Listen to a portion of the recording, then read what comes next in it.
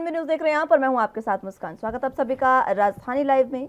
हनुमान जयंती के दिन निकली शोभा यात्रा पर जहांगीरपुरी में असामाजिक तत्वों ने दिल्ली को एक बार फिर से दंगों में झोंकने की तैयारी कर ली थी, लेकिन उत्तर पूर्वी दिल्ली के दंगों से सबके लिए सबक ले चुकी दिल्ली पुलिस ने इस आहट को भांप लिया और महज 4 घंटे में ही स्थिति पर काबू पा लिया। यही नहीं, राजधानी में जहांगीरपुरी की हिंसा के बाद जामिया नगर, उत्तर पूर्वी दिल्ली के कई इलाकों में सोशल मीडिया द्वारा भावनाओं को भड़काने की भी कोशिश हुई, लेकिन दिल्ली पुलिस ने सभी मंसूबों पर पानी फेर दिया। एक्टिव हुई दिल्ली पुलिस की टीम ने मौके पर स्थिति को संभालने के साथ सोशल मीडिया पर भी पैनी नजर रखी और पूरी दिल्ली को चंद मिनटों में अलर्ट मोड कर दिया, जिसके चलते एक बार फिर से दिल्ली जलने से बच गई। अब जांच में आया है कि मौके पर पुलिस को काफी मात्रा में पत्थर और शराब की बोतलों में ज्वलनशील पदार्थ मिले हैं, जिससे सुनियोजित साजिश की बू दिखी है। लेकिन पुलिस ने कहा कि जांच से पहले इस पर टिप्पणी करना गलत है।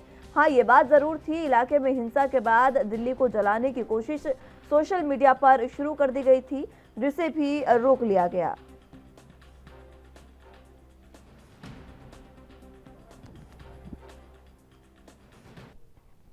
इसी खबर पर ज्यादा जानकारी के लिए दिल्ली से संवाददाता राजीव तिवारी हमारे साथ मौजूद हैं।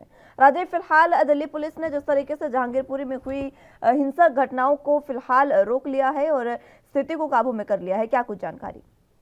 देखिए, बिल्कुल सही कहा आपने। यहाँ पर बात करें जिस तरीके से जो हनुमान जयंती के दिन जिस तरीके से शोभा यात्रा निकाली जा रही थी और जिस तरीके से कहीं ना कहीं दंगाइयों ने जिस तरीके से पथराव झड़प की और उसके बाद में कहीं ना कहीं उस हिंसा को भड़काने की कोशिश की गई, तो जैसे ही दिल्ली पुलिस को इसकी जानकारी मिली थी कि 5:40 के करीब जैसे ही पुलिस को जानकारी मिली कि इस तरीके की घटना घटी है और उसके अंदर कहीं ना कहीं सोशल मीडिया अपना भाग लेता हुआ नजर आ रहा, तो कहीं ना कहीं दिल्ली पुलिस की जो साइबर सेल थी उसने तुरंत ही कार्रवाई की और 6 बजे तक कहीं ना कहीं सोशल मीडिया को यानी कि कहे इंटरनेट को बिल्कुल ब्लॉक कर दिया गया, ताकि कोई भी ऐसी घटना जाए या फिर कहे कोई भी ऐसे संदेश जो है वो कहीं ना कहीं एक दूसरी दूसरी जगह पे ना जा सके। मगर यहाँ पर क्या बात करें, रात 8 बजे तक की लगभग 2 घंटे के अंदर सारी स्थिति को नियंत्रण करा गया दिल्ली पुलिस के द्वारा। और दिल्ली पुलिस के द्वारा ये भी कोशिश की गई साइबर के द्वारा कहीं भी कोई ऐसा संदेश ना पहुंचे जिससे हिंसा और ज्यादा बढ़ सके। जामिया नगर की बात करें या उत्तरी दिल्ली पूर्वी की बात करें या फिर कहें जेएनयू कैंपस की बात करें,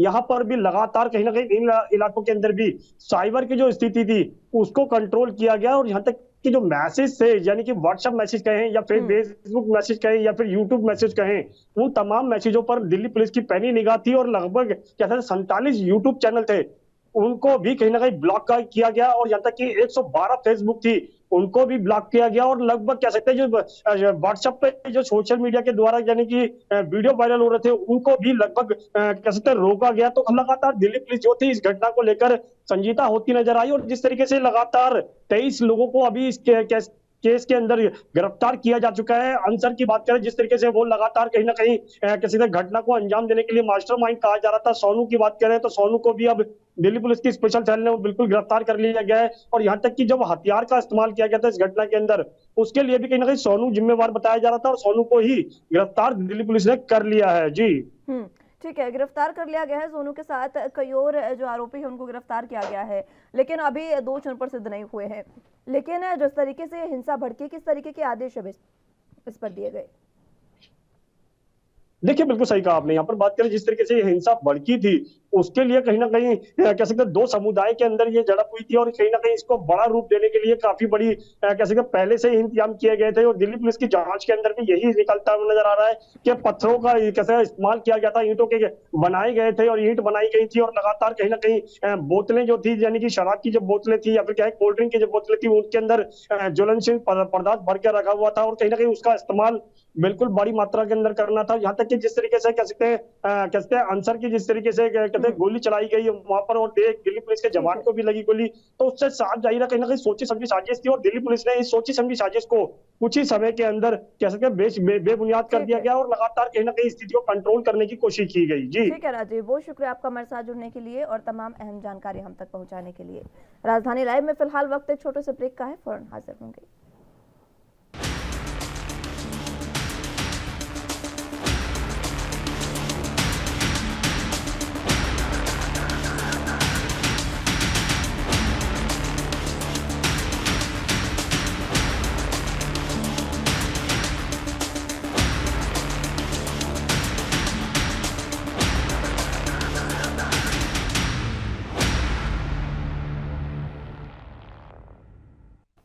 ब्रेक के बाद एक बार फिर से स्वागत है आप सभी का। तो अगली अहम खबर की ओर रुख कर लेते हैं। हिमाचल प्रदेश के ऊना जिले के मुबारकपुर में धर्म संसद के दूसरे दिन सोमवार को महामंडलेश्वर यति नरसिंहानंद गिरी महाराज ने कहा कि खून के आखिरी कतरे तक हिंदुत्व और परिवार की रक्षा करते रहेंगे। उन्होंने धर्म संसद में उपस्थित सभी लोगों को इसकी शपथ दिलाई। सोमवार को एहतियातन पुलिस अधिकारी ने आयोजन स्थल पहुंचकर जायजा लिया। पुलिस फोर्स अब मिही स्टैंड बाय पर रही। मीडिया कर्मियों से बातचीत में महामंडलेश्वर ने उदाहरण देते हुए खुद को हिंदू समाज को खतरे से आगाह करने वाला कुत्ता बताया। उन्होंने कहा कि बेटियों के सम्मान से कोई समझौता नहीं करेंगे, इनके सम्मान के लिए मर मिटना पड़े तो ये भी करेंगे। देश में हिंदुओं की संख्या घटती जा रही है, इस पर चिंतन जरूरी है। हर तरफ से हिंदू खतरे में है, सुनने वाला कोई नहीं है। हिंदू समाज के उत्थान के लिए उठने वाली आवाज को दबाने का प्रयास किया जा रहा है। उधर धर्म संसद के आयोजक यति सत्यदेवानंद सरस्वती ने कहा कि धर्म संसद में केवल सनातन धर्म की गतिविधियों पर चर्चा और चिंतन किया जा रहा है। न तो भीड़ इकट्ठा की गई है और न ही व्यक्ति हथियार लेकर आया है। केवल सनातन धर्म की सत्यता के प्रचार को लेकर मंथन किया जा रहा है।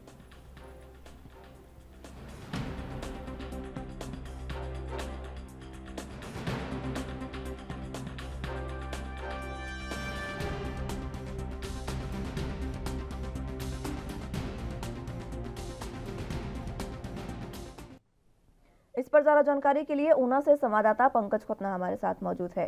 पंकज, फिलहाल जिस तरीके से धर्म संसद का आयोजन ऊना में हुआ और तमाम लोग, तमाम संत समाज वहां पर मौजूद रहा, किस तरीके से वहां पर तमाम चीजें रही?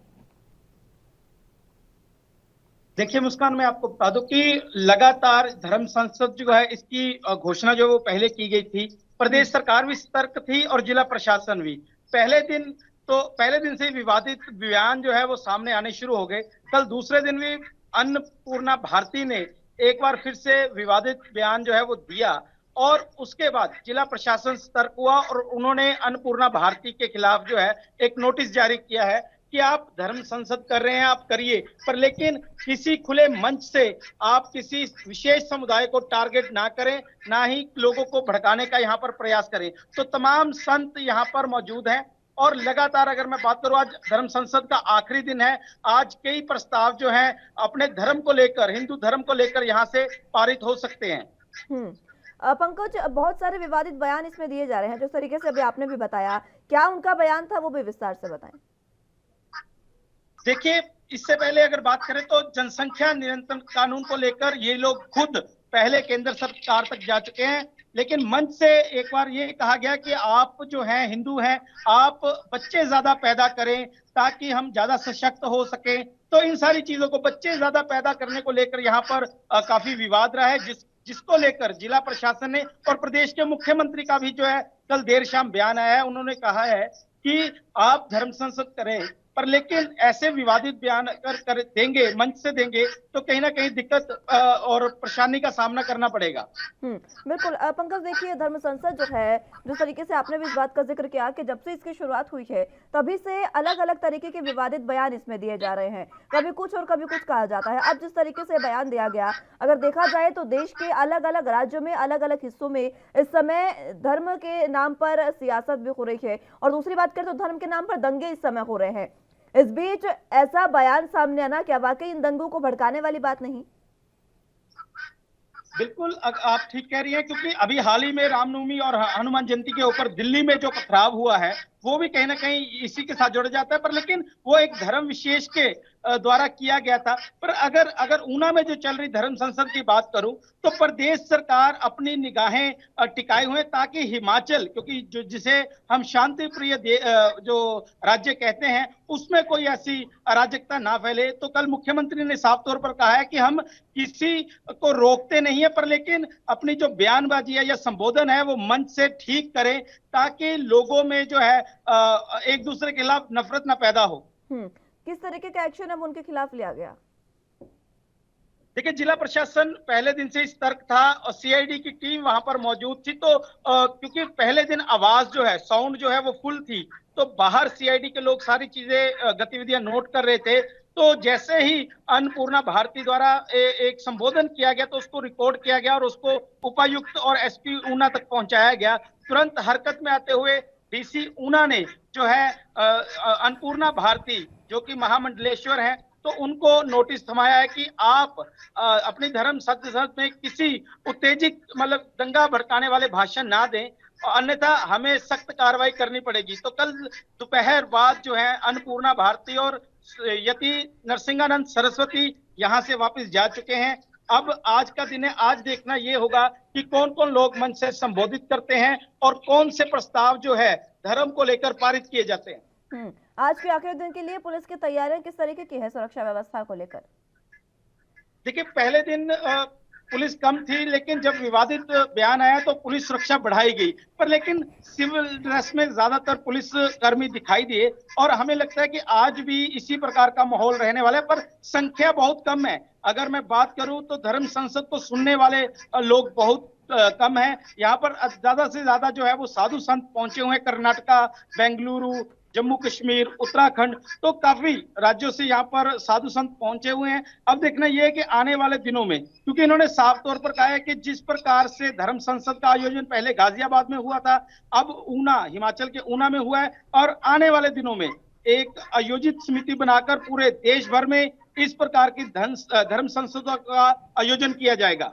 ठीक है पंकज, बहुत शुक्रिया आपका हमारे साथ जुड़ने के लिए और तमाम अहम जानकारी हम तक पहुंचाने के लिए। फिलहाल राजधानी लाइव में वक्त एक छोटे से ब्रेक का है, फौरन हाजिर होंगे।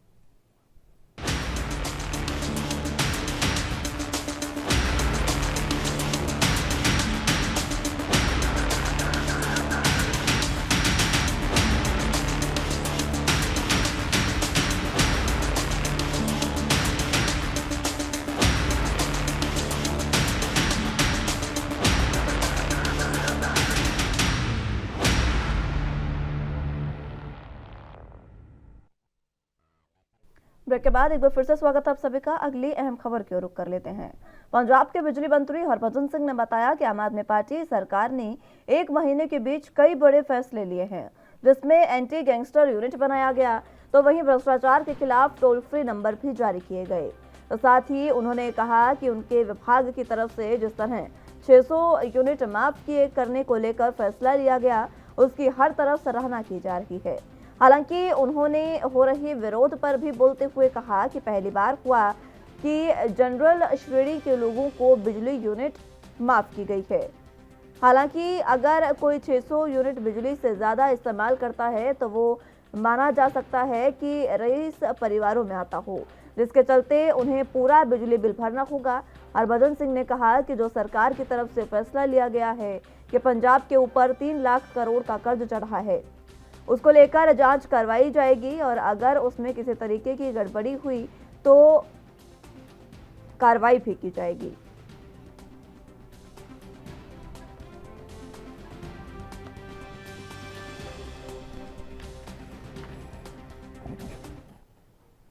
इसी खबर पर ज्यादा जानकारी के लिए चंडीगढ़ से संवाददाता अमित हमारे साथ मौजूद हैं। अमित, फिलहाल जिस तरीके से बिजली मंत्री का यह बयान सामने आया और उन्होंने कहा कि पिछले 1 महीने में हमने ये कार्य किए, तमाम कार्य उन्होंने गिनवाए हैं। जी मुस्कान, देखिए अगर हम बात करें कि आम आदमी सरकार का 1 महीना पूरा हो चुका है और उस 1 महीने के दौरान कई बड़े फैसले लिए गए, जिसमें एंटी गैंगस्टर टास्क फोर्स की बात कर ले या फिर एंटी करप्शन नंबर जो जारी किया, और फाइनली अगर हम कहें 16 तारीख को जो सबसे मेजर अनाउंसमेंट हुई कि हर किसी के लिए 600 यूनिट फ्री बिजली, हर महीने 300 यूनिट फ्री बिजली। इसका अगर हम कहें कि पंजाब के लोगों ने बहुत ज्यादा स्वागत किया है। जहाँ अगर हम कहें कि एक तरफ स्वागत हुआ तो कहीं पर अगर हम कहें कि पॉलिटिकल पार्टीज की तरफ से और लोगों से विरोध भी देखने को मिल रहा है कि लोगों से ये तौर पे कहना है कि आम तौर पे जब भी अगर हम कहते हैं कि इतनी बड़ी किए जाते हैं तो जैसे एससी, बीसी और अन्य कैटेगरी के लोगों को एक कंसेशन दिया गया कि अगर आप 600 यूनिट से ज्यादा यूज करते हैं तो आपको 600 यूनिट के बाद की जो बिजली का बिल आएगा वो भरना है आपने। मतलब अगर आपने 650 यूनिट यूज किया तो आपको सिर्फ 50 यूनिट का बिजली का बिल भरना है। पर जनरल कैटेगरी के लिए जब ये स्कीम लागू की जा रही है तो उसमें अगर जनरल कैटेगरी में अगर किसी के 600 यूनिट से ज्यादा आता है तो उन्हें पूरे 600 जो एक्सेस है, अगर 650 यूनिट है तो उन्हें पूरे 650 यूनिट का बिल भरना पड़ेगा। तो इसको लेके बार बार सवाल खड़े हो रहे थे, क्योंकि जब ये अनाउंसमेंट की गई थी, आम जनता के लोगों के कहना, जब ये अनाउंसमेंट की गई थी तो एक आ गया था सबके लिए बराबर एक ही रूल्स लाए जाएंगे, तभी एक नए के पहले ये कहीं ना कहीं ये अटकलें चल रही थी कि जो यूनिट्स आएंगे वो फिक्स आएंगे और उसको लेके कि क्या कंसेशन आनी है या फिर कोई ब्रैकेट मार्क रखा जाएगा, उसको लेके काफी डिस्कशन चली। पर फाइनली जो अब डिसीजन आ चुके हैं कि हर किसी को 600 यूनिट फ्री बिजली दी जा रही है, पर जनरल कैटेगरी की अभी भी है कि अगर वो 600 से ज्यादा यूज करते हैं तब उन्हें पूरा बिल भरना पड़ेगा। इसको लेकर हम सीधे तौर पे कह सकते हैं कि बिजली मंत्री हरभजन सिंह ने एक स्पष्टीकरण दिया है। उन्होंने कहा है कि जो सक्षम है, अगर सीधे तौर पे उनका कहना है कि जो 600 यूनिट से ज्यादा यूज करता है तो मोस्ट प्रोबेबली एक सक्षम और एक वेल ऑफ फैमिली से आते हैं और वो बिजली का बिल देना अफोर्ड कर सकते हैं। ये स्कीम का लाभ अगर कोई लेना चाहता है तो इन्होंने ये चीज भी क्लियर कर दी कि अगर आप इस स्कीम का लाभ लेना चाहते हैं तो जरूरी नहीं है कि आपने किसी पुअर फैमिली किसी होना है। ये स्कीम सबके लिए है, पर अगर आप लिमिटेड यूज करेंगे, अपनी बिजली बचाएंगे, तब आपको इसका फायदा ज्यादा अच्छे से सकती है, आपको ठीक बिजली है। का बिल नहीं देना पड़ेगा। जी ठीक है अमित, बहुत शुक्रिया आपका हमारे साथ जुड़ने के लिए और तमाम अहम जानकारी हम तक पहुंचाने के लिए। फिलहाल बुलेटिन में वक्त एक छोटे से ब्रेक का है, फौरन हाजिर होंगे।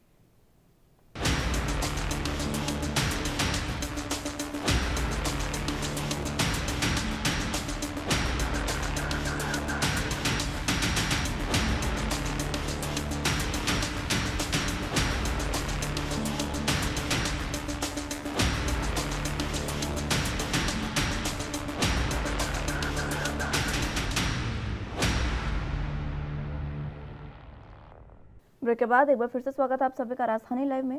उत्तर प्रदेश के मुख्यमंत्री योगी आदित्यनाथ ने सोमवार को कानून व्यवस्था को लेकर वीडियो कॉन्फ्रेंसिंग के जरिए समीक्षा बैठक की। इस दौरान सीएम योगी ने अफसरों को सख्त निर्देश दिए। बैठक में मंडलायुक्त, पुलिस आयुक्त, ADG zone, IG, DIG video conferencing के जरिए शामिल हुए। इस दौरान सीएम ने निर्देश दिए कि हालिया दिनों में विभिन्न धर्मों के कई पवित्र पर्वों का आयोजन हुआ। ये सुखद है और पूरे प्रदेश में शांति और सौहार्द का माहौल बना है। उत्तर प्रदेश में हर एक नागरिक की सुरक्षा हम सभी का प्राथमिक दायित्व है। हमें अपने इस दायित्व के प्रति सदैव सतर्क और सावधान रहना होगा। इसके साथ ही उन्होंने कहा कि आने वाले दिनों में कई महत्वपूर्ण धार्मिक पर्व त्योहार हैं। रमजान का महीना चल रहा है, ईद का त्योहार और अक्षय तृतीया एक ही दिन होना संभावित है। ऐसे में वर्तमान परिवेश को देखते हुए पुलिस को अतिरिक्त संवेदनशील रहना होगा। थानाध्यक्ष से लेकर एडीजी तक अगले 24 घंटे के भीतर अपने अपने क्षेत्र के धर्मगुरुओं, समाज के अन्य प्रतिष्ठित जनों के साथ सतत संवाद बनाएं।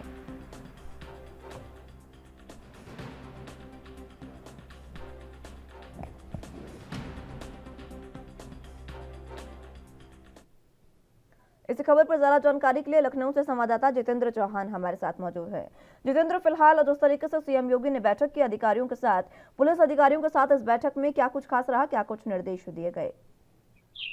देखिए, बिल्कुल साफ तौर पे कल उत्तर प्रदेश के मुख्यमंत्री योगी आदित्यनाथ ने कानून व्यवस्था को लेकर बैठक की और साफ तौर पे जिस तरह की तस्वीर नजर आ रही है दक्षिणी दिल्ली में जो जागीरपुरी में जिस तरह का विवाद हुआ, उसके बाद कहीं ना कहीं यूपी में अलर्ट है। और उत्तर प्रदेश के मुख्यमंत्री योगी आदित्यनाथ ने कल उत्तर प्रदेश के सभी जिलाधिकारी, कमिश्नर और साथ ही एसएसपी, उन सभी के साथ बैठक की थी। वरिष्ठ अधिकारी है और कानून व्यवस्था को लेकर बैठक हुई थी और साफ तौर पे दो टूक जवाब दिया उत्तर प्रदेश के मुख्यमंत्री योगी आदित्यनाथ ने कि 4 मई तक किसी भी पुलिसकर्मी की, किसी भी जिलाधिकारी की छुट्टी अवकाश एक्सेप्ट नहीं किया जाएगा और जो छुट्टी पे है वो तत्काल 24 घंटे के अंदर वापसी आ जाए।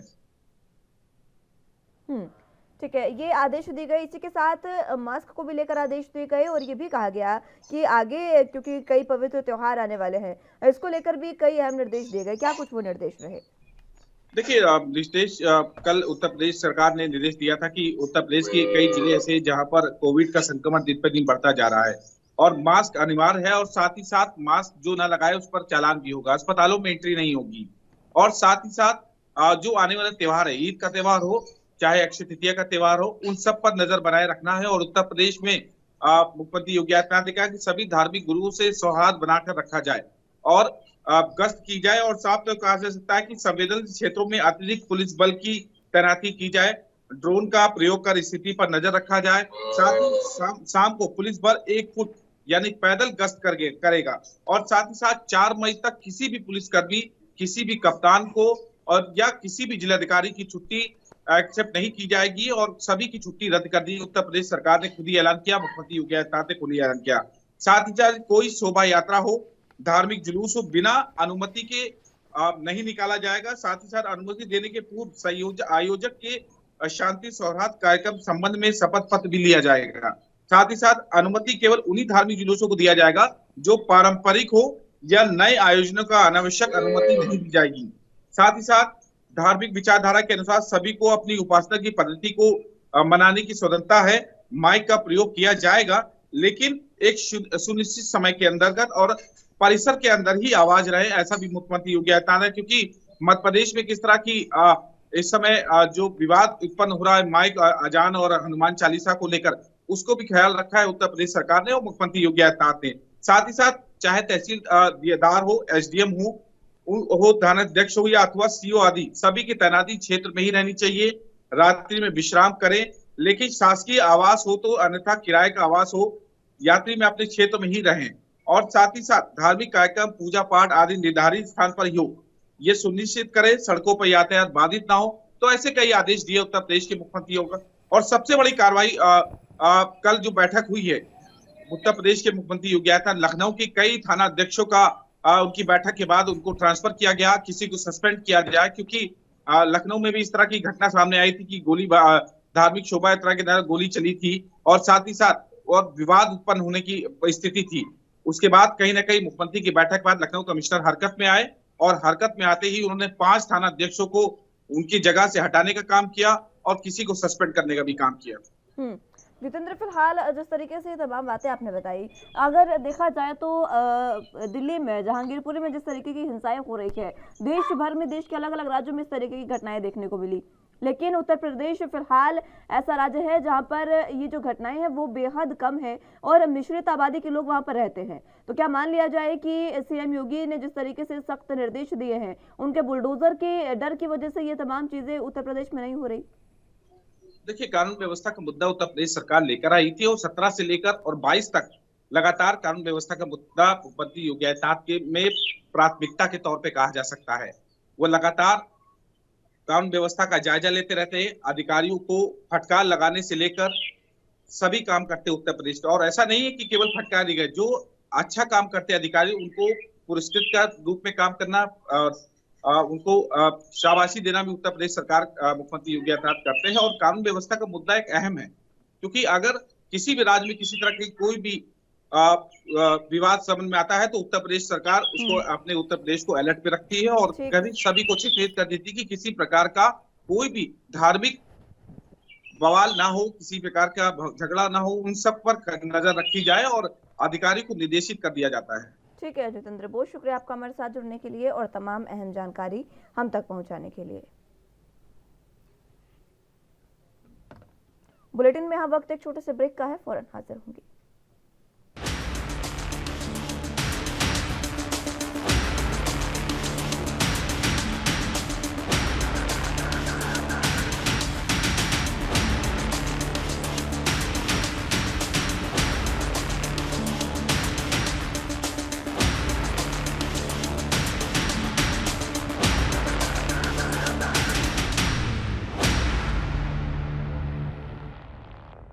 के बाद एक बार फिर से स्वागत है आप सभी का। तो अगली अहम खबर की रुख कर लेते हैं। महाराष्ट्र में अब लाउडस्पीकर की सियासत गरमाने लगी है। वहीं राज्य में कानून व्यवस्था की स्थिति की समीक्षा को लेकर सोमवार को मुख्यमंत्री उद्धव ठाकरे ने गृह मंत्री दिलीप वळसे पाटिल को तलब किया। सूत्रों के मुताबिक मुख्यमंत्री ने सुप्रीम कोर्ट के निर्देशानुसार गृह मंत्री को अवैध लाउडस्पीकर पर कार्रवाई करने के निर्देश दिए। वहीं लाउडस्पीकर की आवाज कम करने को लेकर भी अहम फैसला लिया गया। गृह मंत्री पाटिल ने कहा कि पुलिस महानिदेशक सभी जिला पुलिस प्रमुखों की बैठक करेंगे। बैठक में धार्मिक स्थलों पर लाउडस्पीकर लगाने के बारे में दिशा निर्देश तैयार किए जाने के बाद स्पष्ट निर्देश दिए जाएंगे। उन्होंने कहा कि राज्य में कानून व्यवस्था की स्थिति बिगड़ने न पाए, इसके लिए पुलिस को खासतौर से सतर्क रहने के आदेश दिए गए हैं। पाटिल ने कहा कि सोशल मीडिया पर भड़काऊ पोस्ट डालने वालों के खिलाफ भी कड़ी कार्रवाई की जाएगी।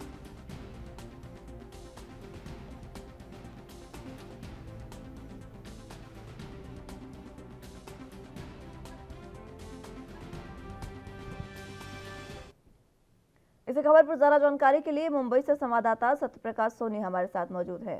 सत्यप्रकाश, फिलहाल जिस तरीके से लाउड स्पीकर्स को लेकर सियासत गरमा रही है और तमाम जो धर्म के लोग हैं वो अलग अलग तरीके से इस पर अपने बयानबाजी कर रहे हैं। राज ठाकरे लगातार इस मामले को तूल देते जा रहे हैं, बढ़ाते जा रहे हैं और अब इस पर निर्देश दिए गए हैं। क्या कुछ है जानकारी?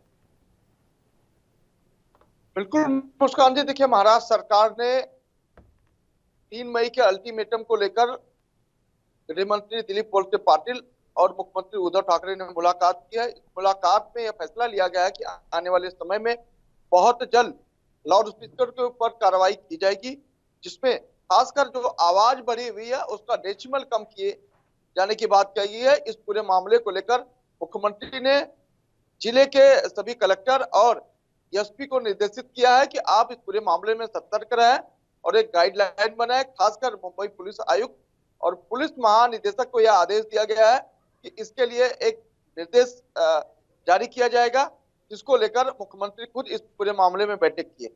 फिलहाल जानकारी यह मिल रही है कि जिस तरह से लगातार सुप्रीम कोर्ट ने आदेश दिया था कि अवैध जो लाउड स्पीकर लगाएंगे उसके ऊपर कार्रवाई की जाएगी, तो जाहिर तौर पर महाराष्ट्र सरकार ने अब एक्शन मोड पे आई है और मुंबई पुलिस को भी अलर्ट रखा है और ये बताया कि बहुत जल्द इस पूरे मामले को दिशा निर्देश किया जाए और तुरंत कार्रवाई की जाए। ठीक है, तुरंत इस पर कार्रवाई करने की मांग की गई है, निर्देश दिए गए हैं। लेकिन फिलहाल इस समय किस तरीके के हालात हैं? लाउड स्पीकर पर जिस तरीके से अजान और हनुमान चालीसा को लेकर विवाद चल रहा है, फिलहाल राज्य में किस तरीके के हालात? देखिए 5 मनसे प्रमुख राज ठाकरे ने कहा था कि 3 मई तक अगर लाउड स्पीकर नहीं उतारे जाते हैं तो आजान के समय वह जो है ऊंची आवाज में हनुमान चालीसा का पाठ करेंगे और जब जब आजान होगी तब तब हनुमान चालीसा यानी कि 5 बार हनुमान चालीसा वह मस्जिद के सामने लगाएंगे, जिसको लेकर कहीं न कहीं राजनीतिक सरगर्मियां बिल्कुल तेज हो गई है। मुंबई पुलिस की चिंताएं बढ़ गई है क्योंकि मुंबई पुलिस पूरे इलाके में अमन शांति के लिए बनाई गई है और उनकी जिम्मेदारी भी दी गई है किसी भी तरह का कोई कोताहल ना हो।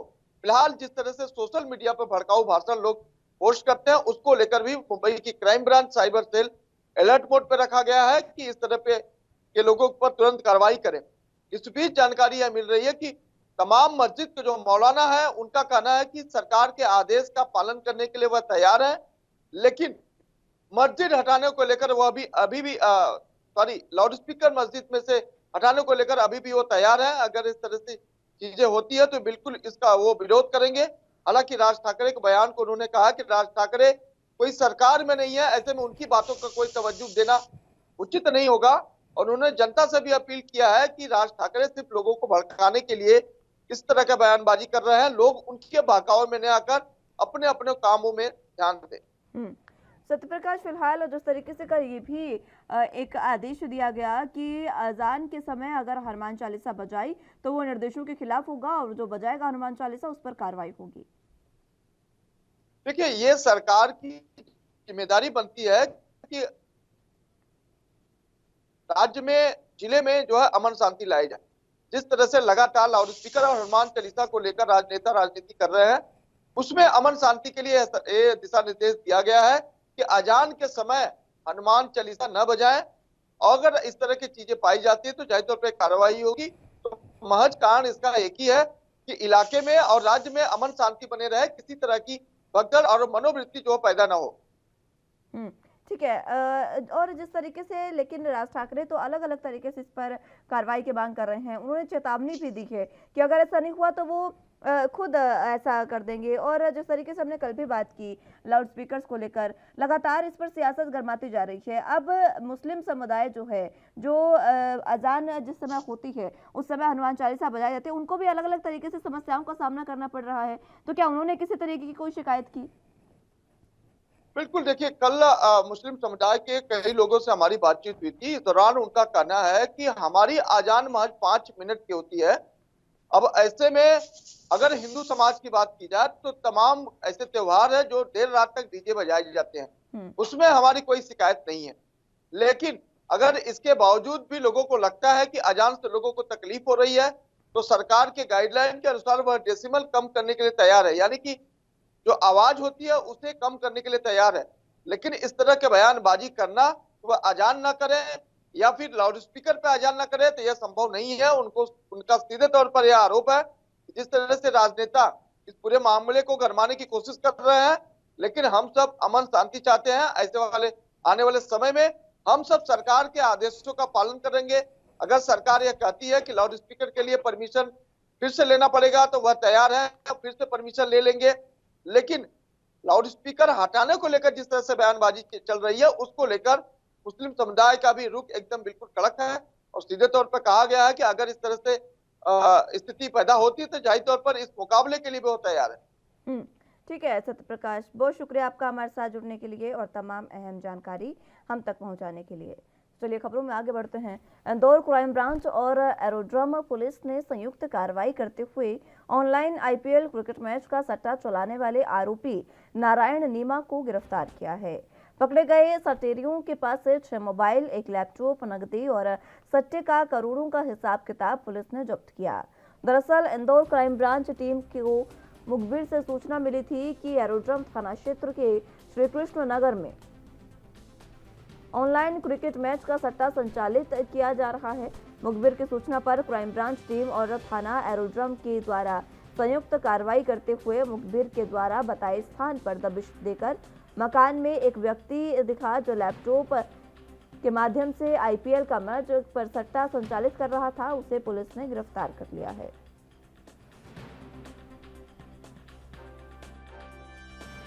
इसमें थाना एरोड्रम क्षेत्र में श्री कृष्ण नगर से कल रात को एक कार्रवाई हुई है, जिसमें कि आरोपी प्रहलाद दास नीमा निवासी 35 श्री कृष्ण नगर को पकड़ा है। उसमें लैपटॉप पर ये आईडीज बनाकर ऑनलाइन खिलवा रहा था, जिसमें कि पुराना जो मैच होता था उसको ये लोग दिखाते थे और लोगों को इसमें भ्रमित करके ऑनलाइन सट्टा खिलवाया है, जिसमें कि काफ़ी सामग्री जब्त की गई है और इसमें आगे इन्वेस्टिगेशन अभी जारी है। किस तरह से करते थे कि 2 दिन पहले इसमें बेसिकली जो पुराना मैच होता था उसको दिखाते थे और जानकारी ना होने की वजह से लोग उसमें पैसा लगाते थे और उसको लेकर इसमें एक नई तरह की मोडस ऑपरेंडी सामने आई है, जिस पे अभी पुलिस वर्क कर रही है। इसमें इसके लैपटॉप्स हैं, आईडीज कुछ पकड़े गए हैं, मोबाइल फ़ोन पकड़े गए। आगे भी कार्रवाई की जाएगी सर? इसकी जो लिंक मिलेगी इसमें लिंक मिलेगी, डेफिनेटली इसमें कार्रवाई करेंगे। वैसे भी लिंक जुड़ने की बात आ रही है, अभी सब इन्वेस्टिगेशन का पार्ट है।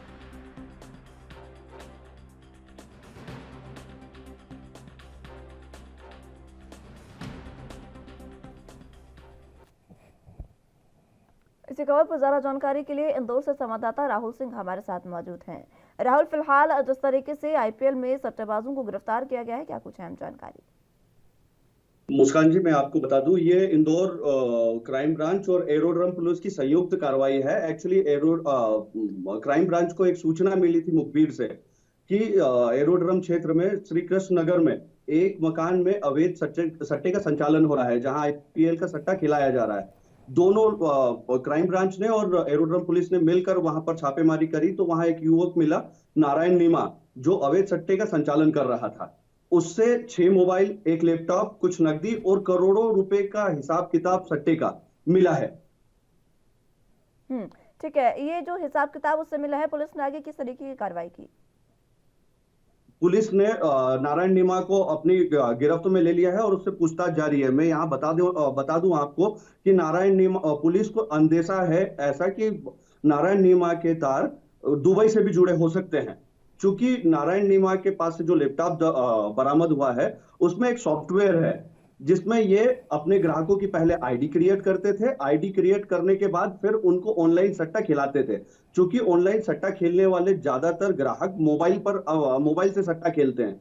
इसमें एक बात इनके पास अनूठी देखी गई इनके सॉफ्टवेयर में कि ये 2 बाल पीछे का सट्टा खिलाते थे, क्योंकि 2020 मैच में एक बाल भी बहुत मायने रखती है और सारा गेम लाइव होता है, परंतु जो सट्टा खेलने वाले ग्राहक होते हैं वो मोबाइल का यूज करते हैं और इनके सॉफ्टवेयर का यूज करते हैं इनकी आईडी के द्वारा। तो 2 बॉल पीछे का ये उनको दिखाकर अपने हिसाब से भाव ताव सेट करते थे ताकि इनको ज्यादा से ज्यादा लाभ अर्जित हो सके। इसी के चलते इन्होंने ऐसे सॉफ्टवेयर बना के करोड़ों रुपए की धोखाधड़ी भी ग्राहकों के साथ की है। चूंकि सट्टा खेलना और खिलाना दोनों गुनाह है, परंतु इनने सट्टा खिलाने में भी एक नई टेक्निक लगाई, जिसमें 2 बॉल पीछे की रिकॉर्डिंग बताई जाती थी, 2 बॉल पीछे का हिसाब किताब बताया जाता था और फिर उनसे सट्टा लगाया जाता था। ठीक है, ये कोई पहला मामला तो नहीं है इंदौर में और मध्य प्रदेश में, इस तरीके के लगातार मामले सामने आते रहते हैं। तो और पुलिस कार्रवाई भी करती है, पुलिस गिरफ्तार भी करती है, तो क्या मान लिया जाए कि जिस तरीके से बदमाश जो है और ये सटेरी है, इनमें कोई खौफ नहीं प्रशासन का? ये आप बिल्कुल सही बोल रही हैं। एक पकड़ा जाता है, उसके बाद 2 और पैदा हो जाते हैं, फिर 2-4 दिन बाद फिर नया सट्टेबाज या बुकी पकड़ाया जाता है। लगातार ऐसी कार्रवाई लगातार ऐसी कार्रवाई होती रहती है और सट्टेबाज पकड़ाते रहते हैं। इसमें बड़ा सवाल यह बनता है कि पुलिस की मुस्तैदी होने के बाद भी, पुलिस का इंटेलिजेंस होने के बाद भी, अभी महानगर में कमिश्नरी होने के बाद भी, इंदौर में कमिश्नरी लागू होने के बाद भी ऐसे अपराधों पर अंकुश लगाने में कहीं ना कहीं पुलिस पीछे रह रही है, क्योंकि हर बार उनको सफलता मिलती है बुकी को पकड़ने में, पर फिर कोई नया बुकी हो जाता है। क्योंकि मैं आपको बता दूं, पुलिस को अंदेशा यह है कि इसके तार दुबई से भी जुड़े हो सकते हैं। तो चूंकि एक व्यक्ति नहीं है इंदौर में ऐसा जो सिर्फ यहाँ ऑनलाइन सट्टा खिलवाता है, बहुत सारे ऐसे पकड़े भी जाते हैं। इससे पहले भी कार्रवाई हुई, पर उसके बाद उनका क्या अंजाम होता है ये जानकारी किसी के सामने नहीं आती। ठीक है, क्या ये भी कहा जा सकता है कि भ्रष्टाचार क्योंकि जिस तरीके से लगातार फैला है, तो ये भी कहा जा सकता है कि प्रशासन भी इनके साथ मिला है, तभी इन पर कार्रवाई पूरे तरीके से नहीं हो पा रही है? हो सकता है ऐसा, हम ऑथेंटिक तरीके से नहीं बोल सकते कि प्रशासन इनके साथ मिला है, परंतु कुछ न कुछ ऐसी चीजें जरूर है जिससे ये लोग अपने आप को फिर पैदा कर लेते हैं। पौधा कट जाता है, फिर अपने आप उग जाता है और फिर मार्केट में आ जाता है। तो प्रशासन मैं आपको एक चीज कर रहा है पूरे तरीके से, प्रशासन का क्या कुछ कहना है इसमें? प्रशासन तो बोलता है हम मुस्तैद हैं और हम हर बार कार्रवाई करते हैं, जैसे ही हमको सूचना मिलती है हम पकड़ लेते हैं, पर नया आदमी कब पैदा हो जाएगा ये प्रशासन के हाथ में नहीं है, ऐसा प्रशासन का बोलना है। परंतु इसमें सबसे बड़ी बात ऑनलाइन सट्टे में एक देखने को आई है। ये ऑनलाइन सट्टा प्रशासन ने पकड़ लिया, परंतु हजारों प्लेटफॉर्म ऐसे हैं ऑनलाइन जहां पर आईपीएल का सट्टा खिलाया जाता है और टेलीविजनों पे भी उसके एडवर्टीजमेंट बड़े बड़े कलाकार, बड़े बड़े खिलाड़ी और बड़े बड़े लोग कर रहे हैं, लाइक ड्रीम 11 एंड अदर। उसमें भी सेम चीज होती है, आदमी एक टीम बनाता है, उस पर कुछ प्राइस लगाता है और फिर उसको उसका पारितोषिक मिलता है, इनाम मिलता है। वो भी सट्टे का एक रूप है। मैं आपको इसमें एक चीज और बता दूं कि ऐसे ही चीजें इनने ये वाला सट्टा पकड़ लिया, ऐसे लोगों को पकड़ लिया और अंदर कर दिया, इन पे कार्रवाई भी होगी, इनको सजा भी मिलेगी। पर वो जो ऑनलाइन गेमिंग प्लेटफॉर्म है उससे सबसे ज्यादा मध्य प्रदेश और इंदौर में लोग आत्महत्या भी कर रहे हैं और अपने आप को कंगाल भी कर रहे हैं। गत दिनों एक ऐसी बात सामने आई थी कि एक बच्चे को ऑनलाइन गेमिंग का चस्का लगा, जो खिलाड़ियों की टीम बनाता है और फिर उस पर पैसे लगाता है और फिर उससे पैसे कमाता है। शुरू में उसने पैसे कमाए भी, परंतु उसके बाद जब उसने हारना चालू किया तो 40-50 हजार रुपए उसने कहीं से कर्ज लिया। कर्ज लेने के बाद वो भी हार गया, तो जिससे कर्ज लिया था उसका दबाव निरंतर उसके ऊपर आ रहा था। दबाव इतना आया कि उसने अपने आप को इस धरती के मुनासिब नहीं समझा और आत्महत्या कर ली। क्योंकि उसने तो आत्महत्या कर ली, वो अपने कर्तव्य से मुक्त हो गया, परंतु उसका खामियाजा एक माँ ने अपना बेटा खोकर किया है। उसका खामियाजा एक बाप ने जो सपने देखे थे भविष्य में कि मेरा बेटा ये करेगा, मेरी बुढ़ापे की लाठी बनेगा। ठीक है राहुल, आप बने रहिए हमारे साथ, मैं जानकारी आपसे लेते रहूंगी। फिलहाल वक्त एक छोटे से ब्रेक का है, फौरन हाजिर होंगे।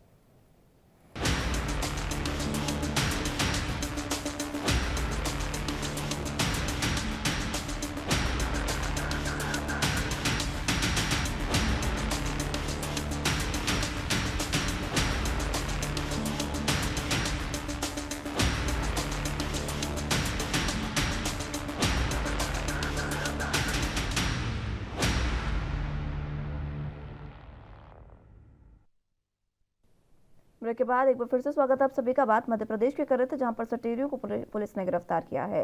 जरा जानकारी के लिए राहुल सिंह हमारे साथ संवाददाता मौजूद हैं। राहुल, फिलहाल जिस तरीके से आप कह रहे हैं कि अलग अलग ऑनलाइन ऐप्स भी है जिनकी वजह से ये जो सट्टे हैं इनको बढ़ावा मिल रहा है, तो क्या प्रशासन का इस ओर कोई ध्यान नहीं? बीजेपी सरकार जो कहती है हम जीरो टॉलरेंस की नीति अपनाते हैं, क्या उनका इस ओर कोई ध्यान नहीं? मुस्कान जी, आप बिल्कुल सही बोल रहे हैं। वो भारतीय जनता पार्टी की सरकार हो, कांग्रेस की सरकार हो, आपकी सरकार हो, अकाली दल हो, या फिर ममता दीदी की सरकार हो, पूरे हिंदुस्तान में सबसे ज्यादा यदि सट्टा कहीं खेला जा रहा है तो वो ऑनलाइन प्लेटफॉर्म पे खेला जा रहा है, जिसका सबसे ज्यादा खामियाजा एक सीधे साधे परिवार को भुगतना पड़ता है। क्योंकि नए जनरेशन है, अपने आप को बहुत जल्दी ग्रो करना चाहते हैं, बहुत जल्दी लाभ अर्जित करना चाहते हैं, या सीधे शब्दों में ये बोले कि बिना मेहनत के शॉर्टकट से बहुत जल्दी लखपति बनना चाहते हैं। तो ऐसे बच्चों को इन गेम्स की लत लग जाती है, और लत लगने के बाद ये कुछ समय जीतते हैं, और फिर जब ये हारते हैं तो या तो घर में चोरी करते हैं, चोरी नहीं करेंगे तो किसी से उधार लेंगे, उधार नहीं लेंगे तो यदि कोई सामान लेने जाएंगे तो वो 10 रुपए का जो सामान आता है वो अपने घर में 8 रुपए 12 रुपए का बताते हैं, और 2 रुपए लाभ अर्जित करते हैं उसमें, और वो वाला सारा पैसा लगाते हैं सट्टे पे। इससे हमारी जनरेशन बिगड़ रही है।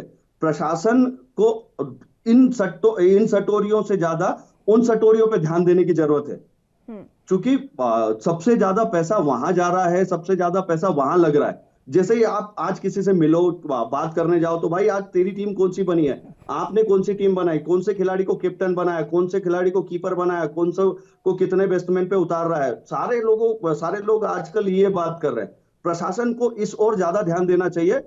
ये तो सही बात है, ऑनलाइन सट्टे वालों को तो पकड़ना चाहिए, और पकड़ भी रहे हैं, उन पे कार्रवाई भी कर रहे हैं। एक को पकड़ते हैं, 2 कल और नया पैदा हो जाएंगे मुखबिर की सूचना पे, प्रशासन उनको भी पकड़ेगा। परंतु पुलिस अकेली ऐसी नहीं है जिसको ये सब कार्रवाई करनी चाहिए, या पुलिस सक्षम भी नहीं है ये सब कार्रवाई करने में, क्योंकि इतने बड़े बड़े गेमिंग प्लेटफॉर्म हैं। और ताज्जुब की बात यह है कि हिंदुस्तान में उनको बढ़ावा कैसे दिया जा रहा है। बड़े बड़े खिलाड़ी, बड़े बड़े अभिनेता उनका एडवर्टीजमेंट करते हैं और ऐसे बताते हैं कि it's a very good thing, but है वो भी एक तरीके का सट्टा। उस पे शासन प्रशासन को अंकुश लगाना चाहिए। ठीक है राहुल, बहुत शुक्रिया आपका हमारे साथ जुड़ने के लिए और तमाम अहम जानकारी हम तक पहुंचाने के लिए। तो अगली खबर की रुख कर लेते हैं। राजधानी देहरादून में राष्ट्रीय कृमि मुक्ति दिवस कार्यक्रम का शुभारंभ स्वास्थ्य मंत्री धन सिंह रावत ने किया, जहां स्वास्थ्य मंत्री धन सिंह रावत ने बच्चों को दवा पिलाकर कार्यक्रम की शुरुआत की। मंत्री धन सिंह रावत का कहना है कि प्रदेश भर में 43.55 लाख बच्चों को ये दवा दी जाएगी, जिसमें 1 साल से 19 साल के हर बच्चे को दवा देने का लक्ष्य रखा गया है। साथ ही धन सिंह ने बताया कि केंद्र सरकार ने प्रदेश के 3 जिलों में मेडिकल कॉलेज बनाने की स्वीकृति दे दी है और जल्द इनका निर्माण कार्य शुरू कर दिया जाएगा। स्वास्थ्य मंत्री धन सिंह रावत ने यह भी कहा कि आयुष्मान भारत योजना की 4वीं वर्षगांठ के अवसर पर संपूर्ण देश में स्वास्थ्य मेलों का आयोजन किया जा रहा है। 18 अप्रैल से 23 अप्रैल तक राज्य के सभी 95 विकास खंडों में 115 स्वास्थ्य मेलों का आयोजन किया जा रहा है। साथ ही राष्ट्रीय कृमि दिवस के अवसर पर सभी बच्चों को दवाई खिलाने का लक्ष्य रखा गया है और राज्य को टीबी मुक्त बनाने के लक्ष्य को पूरा करने के लिए भी काम किया जा रहा है।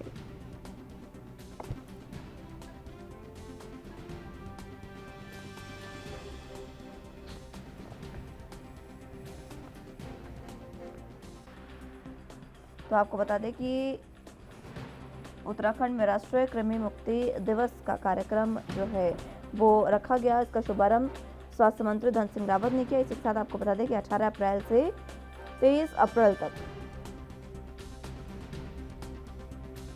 राज्य में स्वास्थ्य मेलों का आयोजन किया जा रहा है। स्वास्थ्य लोगों का बेहतर रहे और किसी भी तरीके से लोगों को अपने स्वास्थ्य की वजह से परेशानियों का सामना ना करना पड़े, इसी के लिए उत्तराखंड सरकार रोजगार और स्वास्थ्य मेलों का आयोजन कर रही है।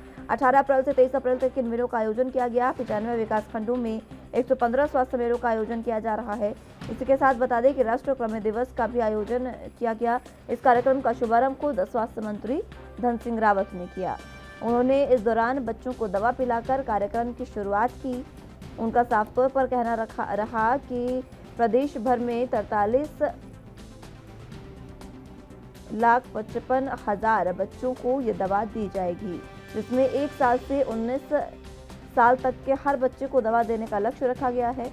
साथ ही धन सिंह रावत ने बताया कि केंद्र सरकार ने प्रदेश के 3 जिलों में मेडिकल खोलने की भी इजाजत दे दी है, जिसके लिए उनका धन्यवाद किया।